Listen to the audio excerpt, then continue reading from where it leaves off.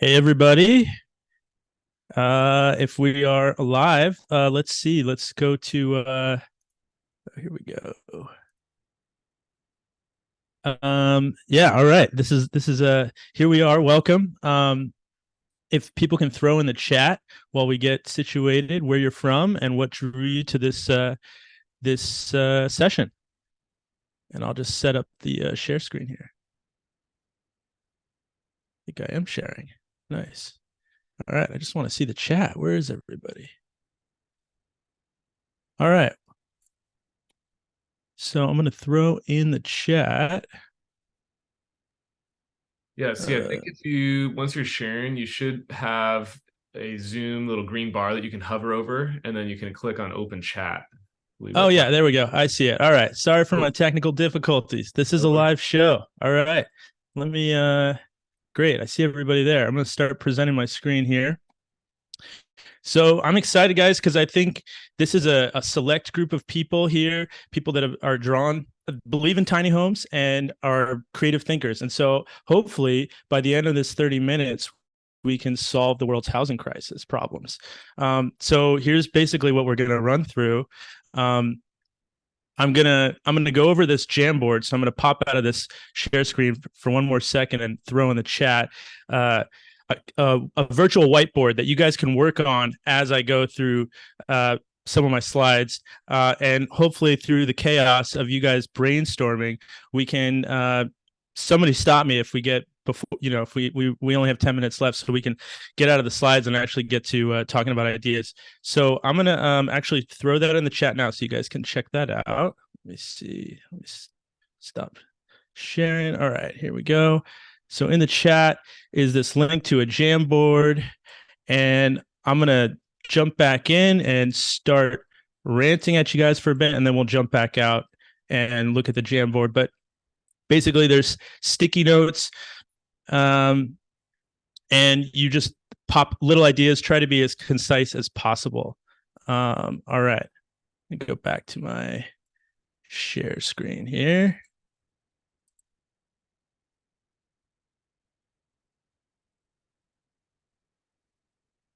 Oops, not that. What's that?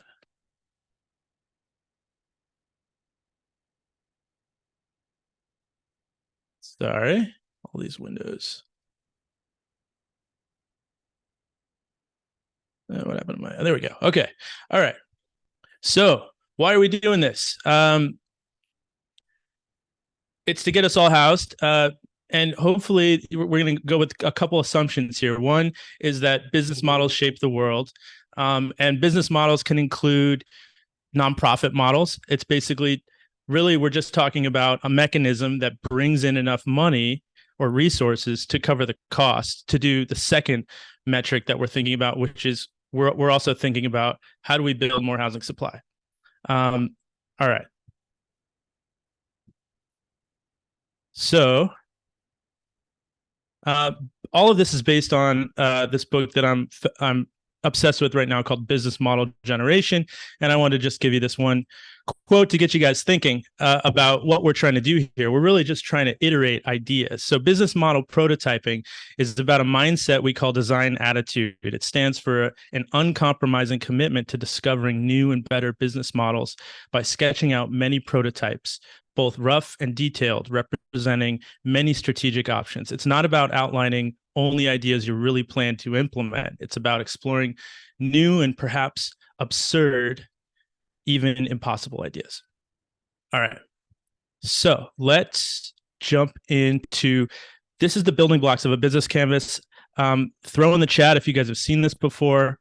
Also, as we're going, if the Jamboard is not your jam, throw in the chat your ideas. You can flesh out a business plan in a paragraph if you want. But basically, this is a way to just a standard way to look at various business models in a standard way. So there's these elements. Let's just go through them real quick. So you've got your value proposition. This is what you as an entity are offering to society, right? Your gift. This isn't a key box to fill out, right? What are you doing? Costs are another key box. All these are key. Revenue, how does money come in? Some of these other ones, key partners, different business models We'll get into some examples, but partners could be the government, could be landowners. This is key activities. So this is like what you're actually doing. What are the kind of the main list of things that you're doing to provide your value proposition? What else do we got here? Key resources. Oops, crap. There we go. Key resources. Something like let's see, for Google, their search engine is their one of their massive resources, or their platform. Customer relationships. How are you interacting with the customer? Who are the customer segments? This is the channels. How do you reach the customers? This could be marketing, or how do you actually deliver your value proposition? All right, so let's back out of here and go into the Jam. And oh, great, I see people on there. So I threw a bunch. I'm just going to walk you through this Jamboard. I threw that first slide, or the first board, is just so you can see the different descriptions of the different elements. And then here, I think the modular, I call this the modular pod model. I just started. I think this is just like a common model that we're probably seeing a lot in the tiny house world, right? Somebody's got this really clever tiny house design, could be a modular ADU company. They've built something great. The value proposition is this self-contained tiny home that's built off-site, delivered to your land. And then if you guys want to play with, filling out these other elements, I invite you to do that. And so you could just go over here, create a sticky note. Let's say customer segment might be landowners with backyard space, right? You got your sticky, all right? And then you can throw it here. Of course, this could also be a key partner. So just get in the habit of just playing. And right now, the name of the game is just to iterate. Don't think about it. Does it work? Is it valid? What are the pros or cons? Just throw out ideas. Let's try to get a surplus of ideas, an abundance of ideas, and then we can hopefully get to a place where we can whittle them down. I want to show you one last thing, and then I'll jump into my slides. This one so the concept here for iteration is to just start thinking about one element of a business model. Maybe you just want to think about the value proposition. Maybe you just want to think about key activities, and you can build a business model just from that one idea. And get weird with it. So like, let's say aliens. Let's say aliens are a key partner. We don't know anything else about the model, but aliens are key partners. So then if we assume that aliens are our key partners, how does the business model progress from there? So for an example, aliens could be, they could just be like really kind of confused as to why we haven't figured out how to house everybody in our society. And so like we provide housing for hamsters, so we can look at them. Maybe aliens decide to just provide all the housing for us. In return, they set up cameras and they watch us.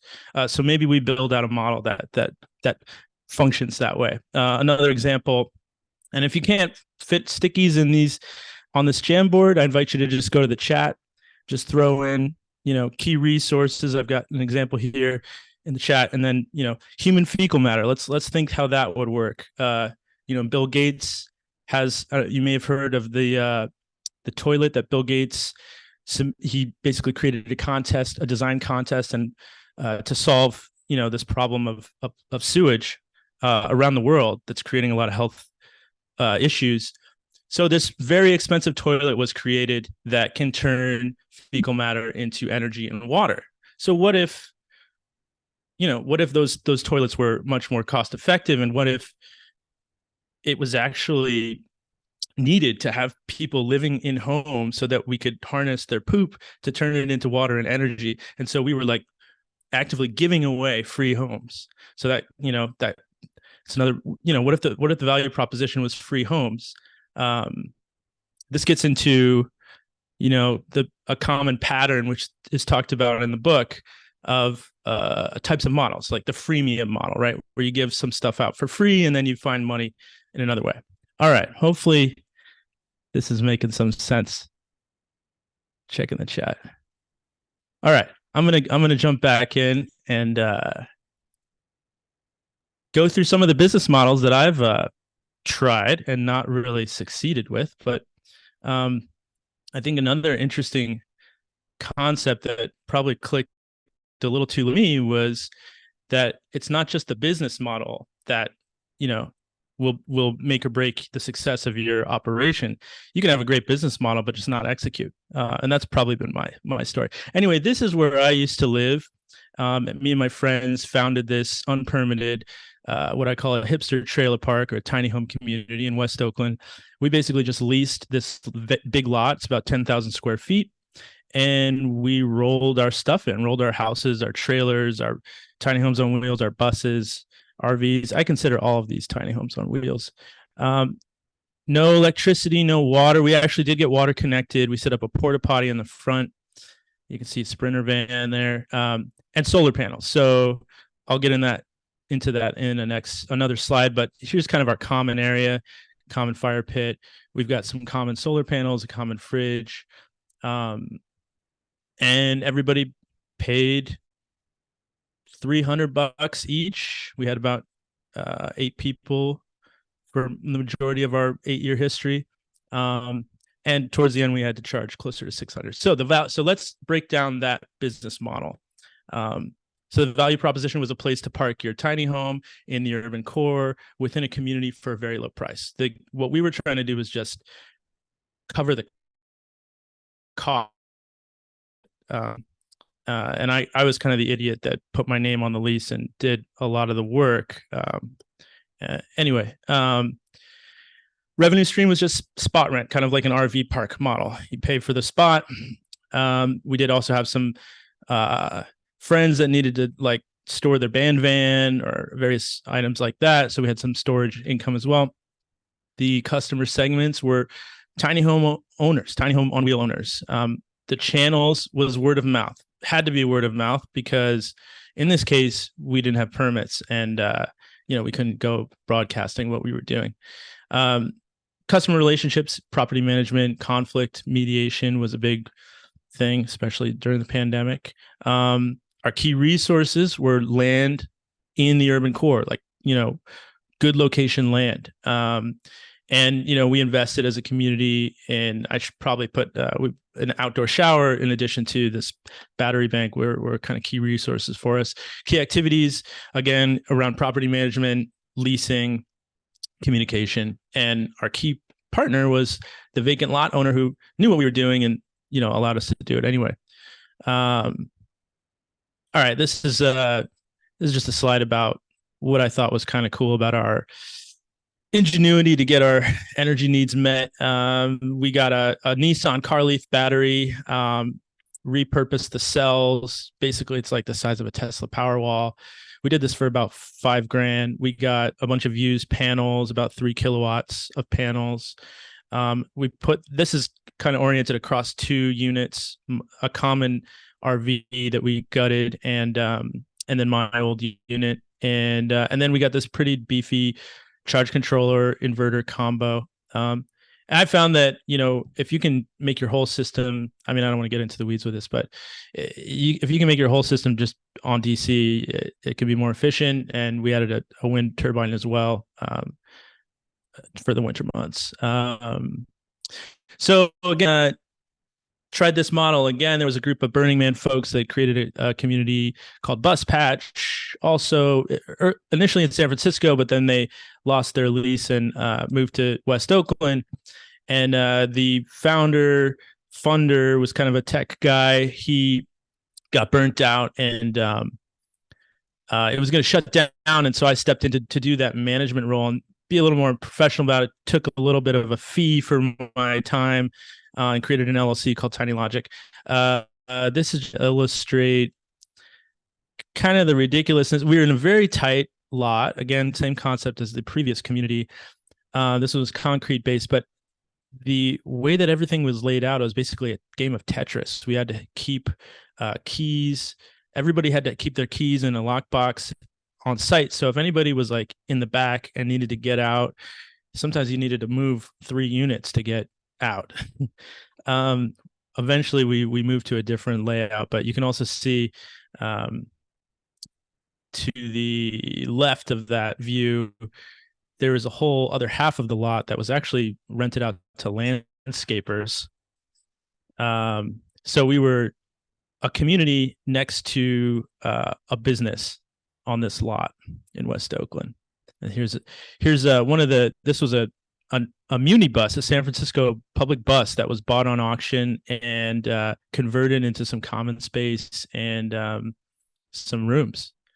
Pretty wacky stuff. So during the pandemic, one of the I guess Achilles heels of this model, at least right now, as you guys probably know, is the legality. Code enforcement got involved on us, and we were threatened with shutdown. And so we got loud, we got into the news, and eventually the city did create a legal path to site an RV up to a tiny home. Again, I think they're all the same, legally in your backyard. And you can create an RV park where you couldn't before. You just need to have a lot of money to do it. I got into, kind of the traditional model as well of ADUs. Again, that we build it off site, we deliver it to your house. This is a shipping container conversion company called Bay Modular. So anyway, this is another model that probably you've seen a lot in the festival, the consulting model. So I've tried this as well. Your customer segments are homeowners. So not who I think are kind of the true core of the tiny house movement, which are what I call broke hipsters, or people that want to live affordably and sustainably. You got to be a landowner in the Bay Area. That's kind of hard to do. But anyway, that's the customer segment, the channels, website, started podcast, word of mouth. Your relationship is as an advisor, a consultant, and the value proposition is you're providing logistics advice for realizing your tiny home or your ADU, accessory dwelling unit vision. Revenue streams are what I was doing was creating a feasibility report, offering project management to manage the project, the install of the tiny home, and then was working on trying to get commissions from the tiny home builder, almost like a real estate agent. Administrative and labor are the costs. Tiny home builders who would be giving you that commission are the key partners. Key activities are research, going to the site, doing reporting and coordination, and key resources, website, past experiences. All right, I'm going to just take a quick look at the chat and see where we're at. All right. Doesn't look like anybody's freaking out too bad here. All right, I'm going to keep moving. All right, so here's another model. This is ironically the model that did the least, I would say, and paid me the most. But this is what, so this is the backstory. So this is the model would be called a homeless intervention. And you probably have seen these where you live. Maybe say in the chat if you have, and if you have your thoughts on it. But obviously encampments, homeless crisis is a big problem in the Bay Area and many cities around the world. And so we had a very gnarly encampment towards the mid part of February 2021, probably a decade at this park right by the water. Murders, fires, all the worst things. Very scary group. And anyway, the city of Oakland was kind of under the gun from another larger state body that controlled the waterfront. And they basically said, look, you got to get this encampment cleared by this deadline, or else we're going to levy some pretty hefty fines on you. Kind of like the same way that the city put pressure on us through code enforcement, ironically. And so the city both had to deal with this problem, but they also couldn't just push people out, like kind of is the traditional way to deal with this problem, because we were in the pandemic and there was a a moratorium on evicting encampments from the CDC because of the pandemic. So they needed to actually find a place for them. And this idea of a tiny home community for chronically homeless, pioneered by folks in Eugene, Oregon, and in Seattle. Oh crap! All right, my timer says we've got 9 minutes left, so I'm going to keep it moving here. Anyway, the city paid me to be the middleman between this group of scary chronically homeless folks and the city, and they created their own community with these units called pallet shelters that come flat packed and erected. They've got lights and a bed and a heater on city land. About $2 million to do all this for my group of 20 folks, and we had a very small part of that budget, and then there was another larger group of about 60 units. We used some of our budget to create a common space with this geodesic dome. We built some bathroom units that could tie into plumbing. That was a big ask.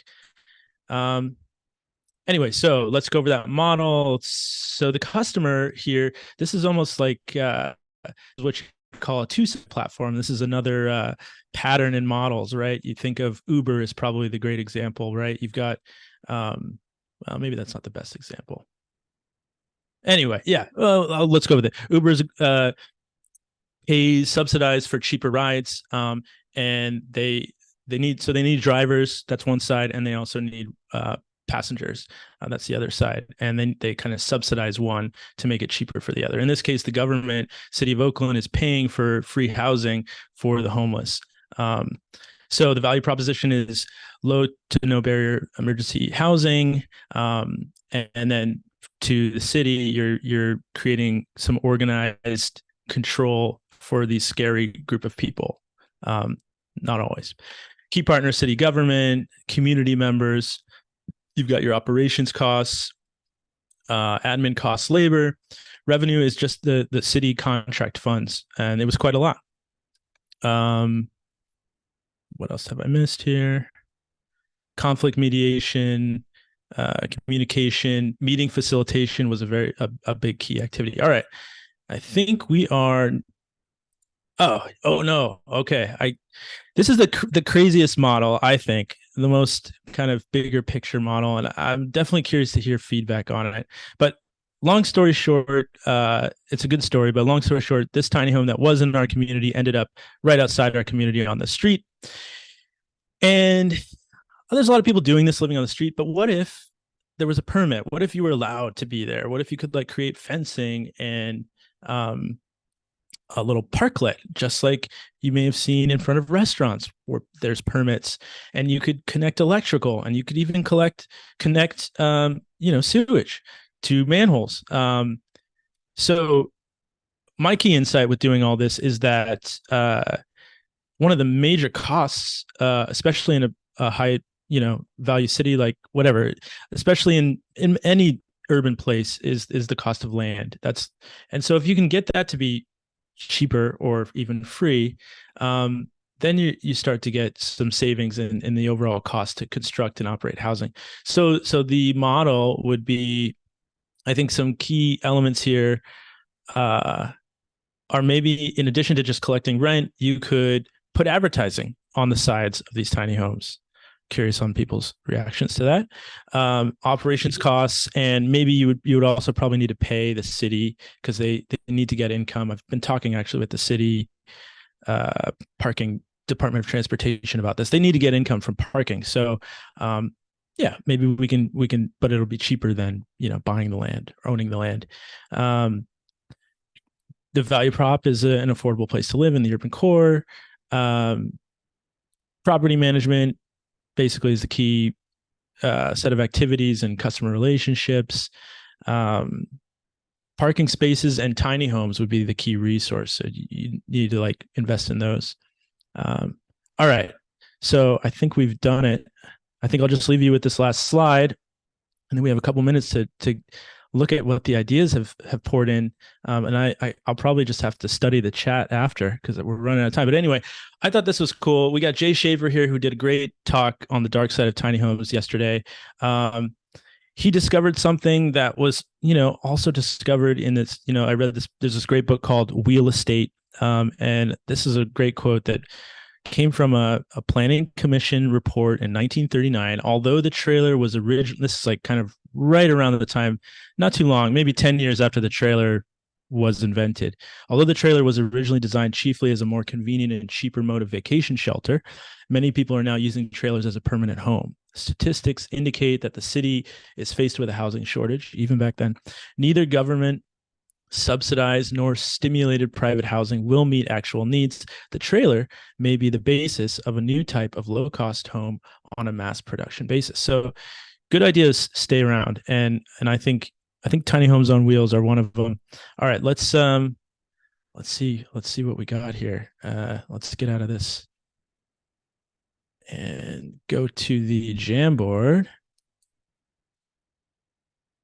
Okay. All right. I'm looking at this Jamboard.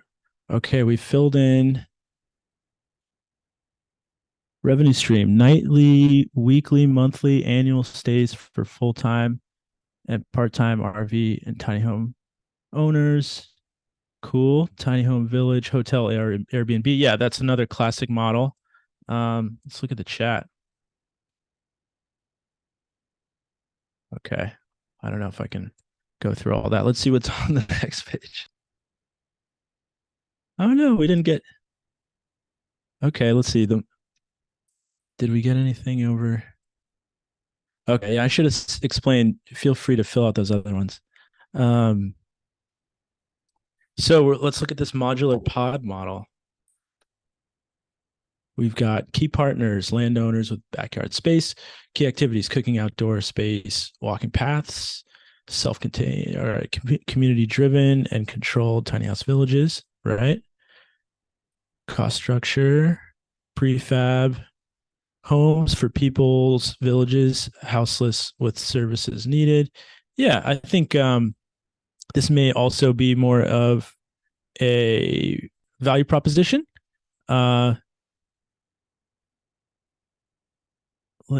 Yeah. Okay, cool. Community owned hospital and community health services. Community owned hospital and community health services. Interesting. Huh. So that might go, I mean, I guess that could be, not sure where that person was thinking, but that could be a key partner, it could be a customer segment. All right. Let's see if we can suss out what's going on in this chat. We've got 2 minutes left. I'm just curious on people's thoughts. Let's see here. I'm just going to go from the back. This is like a reply. All right, let's go from the top. Let's see what we got here.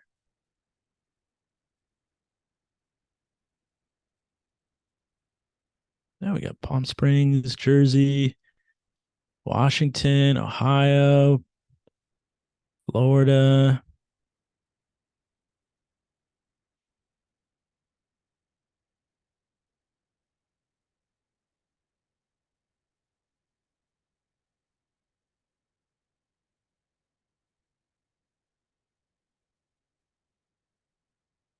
All right. I'd be a billionaire. I'm curious what that was about. Okay, key resources, people for community garden. Yes, community garden. That's a model that I'm exploring a little bit. You can there's a vacant property tax in Oakland, and you can block it. It's quite egregious in some people's minds, and you can block that tax if you create a community garden. So you can get access to free land by setting up a community garden, and then that garden may not be able to have people living on it legally, but you could have people living on the street and walk into that garden and charge their phone and hang out and use the bathroom and the shower. And that's what we're doing in West Oakland right now. Since we shut down our community, we took over a smaller lot for free, created a community garden around it, and are supporting a couple folks. All right. I think that's it. Hopefully that was interesting. And thanks. You can find me at tinylogic.ninja. I also have a podcast.